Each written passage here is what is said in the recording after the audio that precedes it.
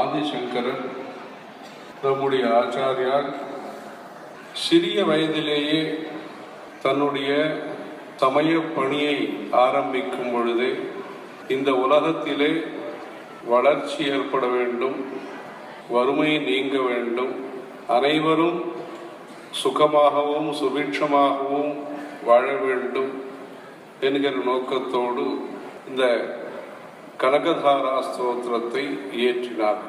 அதாவது ஒரு ஞானியினுடைய எண்ணம் அனைவரும் இன்புற்றிருக்க வேண்டும் என்பது அந்த சிறிய வயதிலேயே சந்நியாசம் மேற்கொள்வதற்கு முன்பாகவே ஒரு வீட்டிற்கு பவதி பிக்ஷாந்தேகி என்பதாக அந்த பிரம்மச்சாரியினுடைய பாரம்பரியத்தை ஒட்டி அவர்கள் சிறிய வயதிலே இருந்த பொழுது ஒரு வீட்டினுடைய நல்ல எண்ணத்தையும் அவர்களுக்கு உதவி தேவை என்பதையும் உணர்ந்து அங்கம் ஹரே உலகபூஷணம் ஆஸ்ரயந்தி என்பதாக கனகதாரா ஸ்தோத்திரத்தை இயற்றி இந்த நம்முடைய தேசத்திலே நிறைவு பெற்ற தேசமாக, புக்தி முக்தி என்று இரண்டே சொல்வார்கள்.